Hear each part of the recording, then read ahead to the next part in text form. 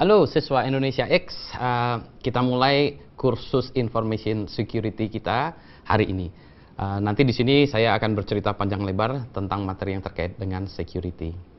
Nah, awalnya saya akan cerita dulu tentang pemanfaatan teknologi informasi, karena ini di Indonesia ini pemanfaatan teknologi informasi itu udah luar biasa gitu ya. Saya mau tanya sih sebetulnya di sini yang sering atau sudah pernah ke kantor cabang bank bulan lalu siapa? Coba. Saya nggak pernah gitu. Sekarang kalau saya tanya orang-orang juga nggak pernah gitu. Biasanya yang pergi ke kantor cabang tuh orang suruhan. Nah, kalau saya tanya sekarang, siapa yang bulan lalu sudah pergi ke mesin ATM? Nah, sekarang semua orang pasti pergi ke mesin ATM ya. Padahal dulu ya mesin ATM itu ketika kita di-deploy ya, pertama kali diluncurkan di Indonesia itu, wah itu susah sekali. Butuh waktu 1 tahun untuk mengedukasinya. Orang takut uangnya diambil. Jadi ada ibu-ibu itu. Ibu, uangnya nanti bisa diambil dari ATM. Oh, bisa diambil dari kota lain? Bisa. Wah, saya nggak mau pakai ATM gitu ya. Sekarang kita udah nggak bisa lagi lepas dari ATM. Bahkan kalaupun ada bank gitu yang bilang, wah, saya bank paling aman seluruh Indonesia, nggak ada ATM-nya gitu. Nggak mau kita. Ya, jadi kita sudah demikian semuanya ini bergantung nggak ada mesin ATM. Ada sebuah bank yang waktu itu, yang dia nggak online selama 2 minggu. Itu kantor cabangnya dipilok sama warga setempat gitu. Saya bilang ke itunya, masih mending dipilok. Coba itu dibakar itu, oh udah gitu ya. Coba bayangin ya, kan kita mau bayar uang sekolah, mau bayar kos-kosan, uang kerja dan lain sebagainya gitu ya. Kalau ATM nggak bisa diakses itu udah luar biasa gitu ya. Jadi kita sudah bergantung sama ATM gitu. Yang kedua, mobile phone ya. Semua orang sudah pasti ya, punya mobile phone gitu, masing-masing punya mobile phone. Saya punya mobile phone, Anda punya mobile phone. Bahkan di Indonesia ini mobile phone katanya satu orang punya lebih dari 1 gitu. Di antara Anda berapa yang punya lebih dari 1 mobile phone? Saya punya 4 gitu ya. Bukan mau sok-sokan sih sebetulnya, cuma ya itulah ya, keadaan di Indonesia memaksa kita punya lebih dari 1 mobile phone gitu. Mobile phone demikian personal bagi kita, sehingga kalau ada orang berkata, kalau handphone ketinggalan, kita balik ke rumah. Duit atau ini ya, dompet ketinggalan, biarin aja itu. Tapi mobile phone demikian ininya ya, personal bagi kita, sehingga kita balik ke rumah. Kalau Anda tidak percaya, coba ya, Anda tukar-tukaran handphone Anda dengan teman Anda atau orang tua, anak Anda seminggu aja gitu ya. Pasti nggak mau gitu ya. Demikian personalnya mobile phone bagi kita gitu ya. Mungkin kalau mau menghukum anak-anak sekarang, hukumannya aja kalau dulu kan, wah ayo pergi ke kamar. Kalau sekarang, ayo nggak boleh mobile phone 3 bulan gitu ya. Wah itu udah sakau tuh.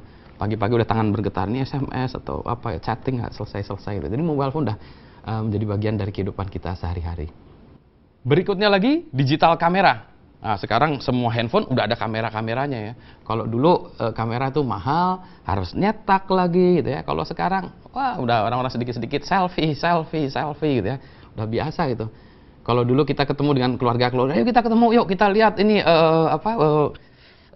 foto-foto lebaran tahun lalu. Nih kita lihat ada 7 foto lebaran tahun lalu. Kalau sekarang nggak, ya kita lihat foto 30.000 foto tahun lalu gitu ya. Jadi wah udah luar biasa banyaknya gitu ya. Jadi digital kamera juga udah menjadi bagian kehidupan kita sehari-hari. Bahkan kalau orang beli handphone, kadang-kadang yang dipilihnya kameranya yang bagus gitu. Jadi ini semua sudah menjadi bagian dari kehidupan kita sehari-hari. Nggak bisa dipisahkan gitu ya. Kalau komputer, notebook, tablet itu udah biasa lah ya. Jadi tapi yang sangat menjadi merasuk dalam kehidupan kita sehari-hari adalah ATM, handphone dan digital kamera.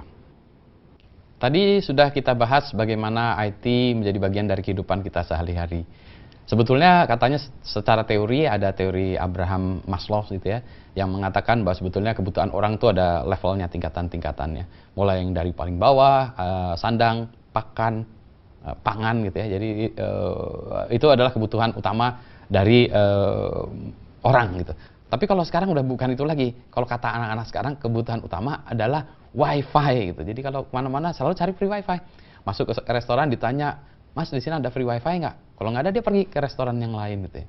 Bahkan kalau di kampus itu, warung-warung di depan kampus pun itu juga punya free wifi. Meskipun kalau kita tanya, dia selalu nanya, bentar ya, saya cek di belakang dulu ya, restorannya wifi-nya nyala nggak ya. Ternyata dia ini dompleng dengan wifi-nya yang di belakang gitu. Nah katanya sekarang bukan wifi lagi, sekarang adalah baterai atau cas-casan gitu.